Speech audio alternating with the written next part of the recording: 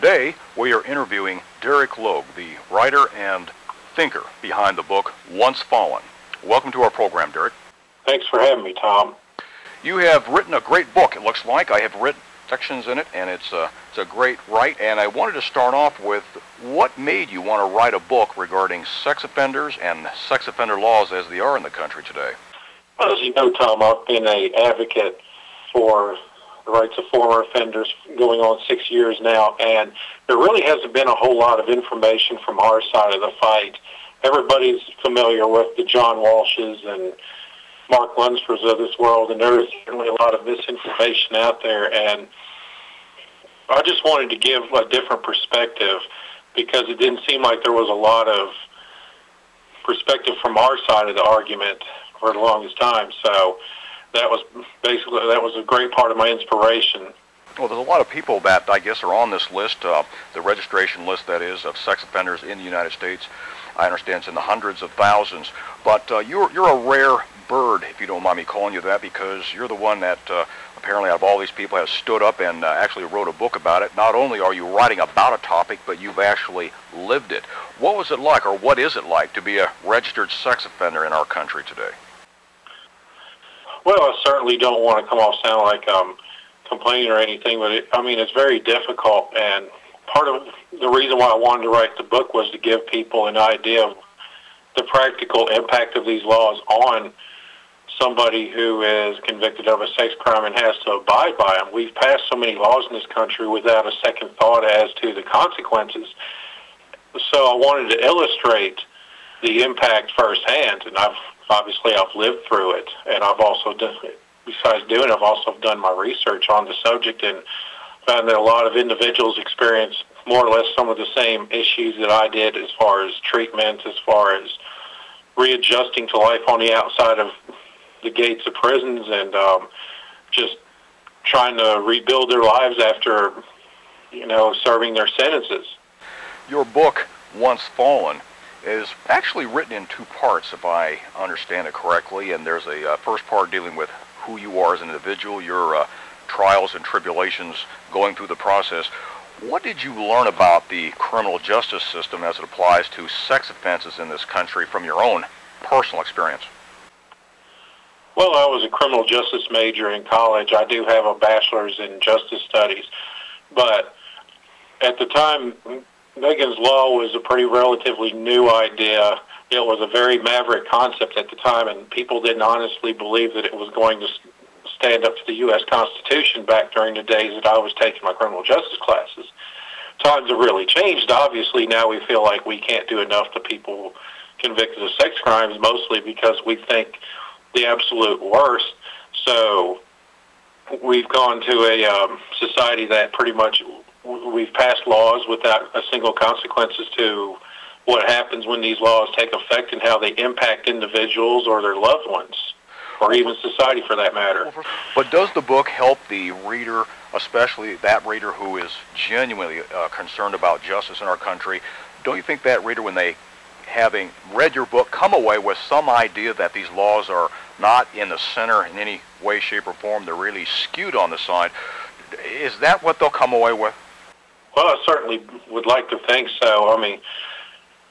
When I was in criminal justice class, we've always studied everything on theory, but we don't know exactly how it's going to turn out until you practice it. So by illustrating my personal life and seeing how these laws impacted me on a personal level, and then let them see me as a human being rather than just a statistic on a blank piece of paper or a nameless face on a public registry, then they can really hopefully relate to what I'm trying to say a little bit better and hopefully go from there.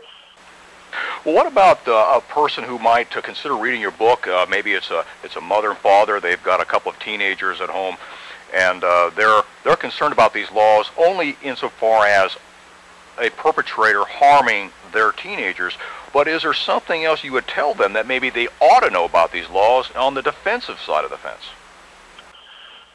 Well, I do focus mostly on the sex offender laws as they relate to people that's already been convicted, but we know that most people that are going to commit a sex crime aren't on the registry. We also, in this fight, are very aware that a lot of people that are on the sex offender registries aren't there for multiple rapes, don't have pedophilia, didn't molest children. I mean, a lot of teenagers are being caught up in these laws for having consensual sex with other teenagers, or sending naughty pictures of themselves to their lovers, or even chatting online.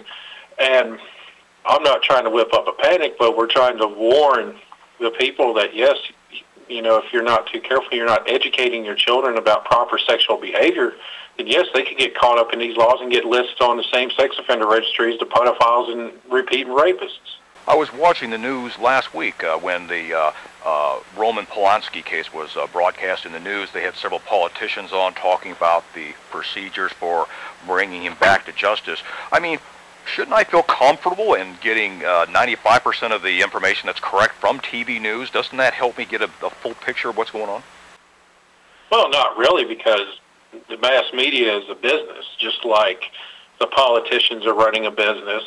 I mean, government is a business in itself, and so is mass media, and they're making money off of the controversy that surrounds each and every news article, and they're going to play it for what it's worth.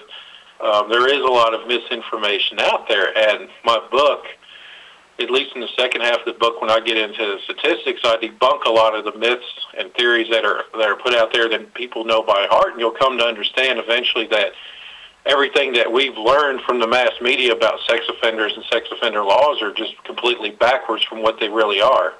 Well, Mr. Logue, we could go on hours and hours about this. It's a fascinating topic. What one or two things that are in the book that I haven't talked about yet, I haven't asked about, that the audience in this recording today need to know about? Well, I cover a variety of laws, and maybe some of the things I say might be a little harsh, but I want people to understand that we have completely gone about this dealing with sex offenders completely backwards from what the reality should be. Instead of a treatment and rehabilitation focus, which is the only thing that's proven to work, I'll remind you, that we focused our laws are revenge-driven. They're basically passed because the people are out for blood, and they want retribution, they want punishment. They don't feel like what happens to individuals is enough. And they don't even think about these laws. A lot of these laws, the Adam Walsh Act, Megan's Law, residency restrictions, a lot of them have passed over the years without a single vote, a single thought as to the negative consequences until the consequences actually start appearing, when you start having homeless sex offenders, when they start dropping off the radar, when they realize that they're wasting billions of dollars on a system that's not working, with sex crimes rates aren't going down one iota, which they haven't, and a host of other problems, and people making billions of dollars off this, then maybe people will finally start to wake up and realize that we really need to change the entire concept of sex offender rehabilitation and what we do with people who have served their time and moved on.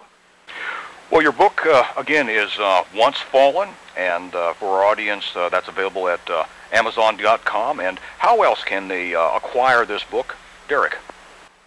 Well, if you go to my site directly, there should be a web page on my site regarding my book. You can follow the links directly on my site at oncefallen.com. There's 3 options you can buy from me directly.